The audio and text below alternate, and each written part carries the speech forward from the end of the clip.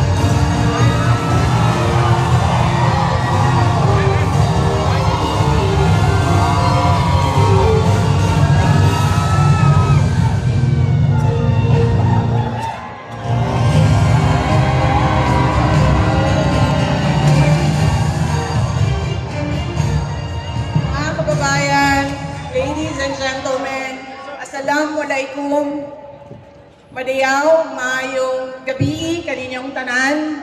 Magandang gabi sa inyong lahat.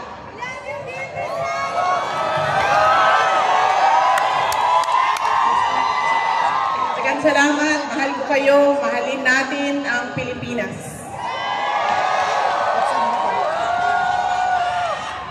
Ang akong mensahe lang sa pagpasalamat, pero unang-una ang ako ang pagtimbaya kaninyo karong bagong tuig na hinaot ko nga ang bagong tuig magdala sa inyoha og kalinaw ug kalipay sa inyohang mga personal na kinabuhi. Happy New Year kaninyong tanan.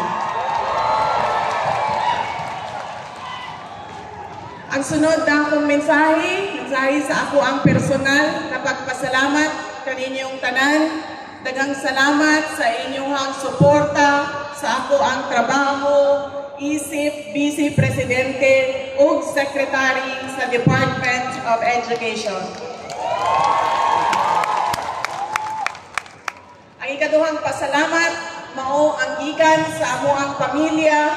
Dako kaayo mi ug butang nga kabubuton kaninyong tanan mga kaigsuonan namo sa higayon nga ginahatag ninyo kanamo nga makaserbisyo sa atong gobyerno ug sa unong katuig na suporta ninyo sa administrasyon ni Pangulong Duterte. Daghang salamat.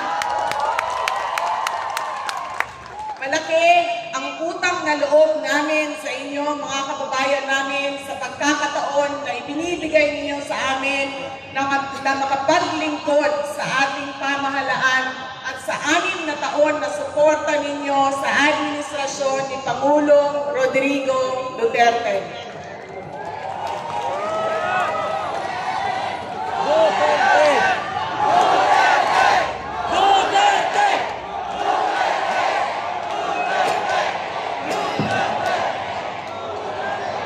Dako kayo ang ako ang ikapasalamat tungod sa bisan unsa man nga nagkamhitabo sa politika o sa ako ang politika na kinabuhi, anaa gihapon mo sa ako ang likuran ug ugot ug kusog gihapon kaayo ang inyong suporta kanako. Daghan kay salamat.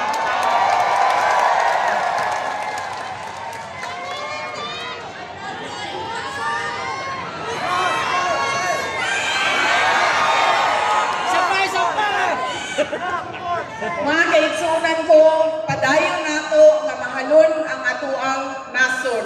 Mga kababayan, patuloy nating mahalin ang ating bayan. Mabuhay kayo, mabuhay ang Pilipinas.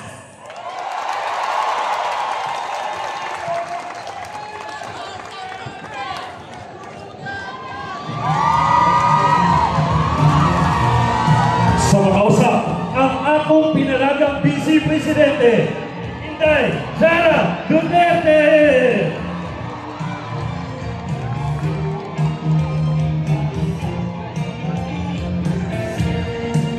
Maayong gabi, Davao City!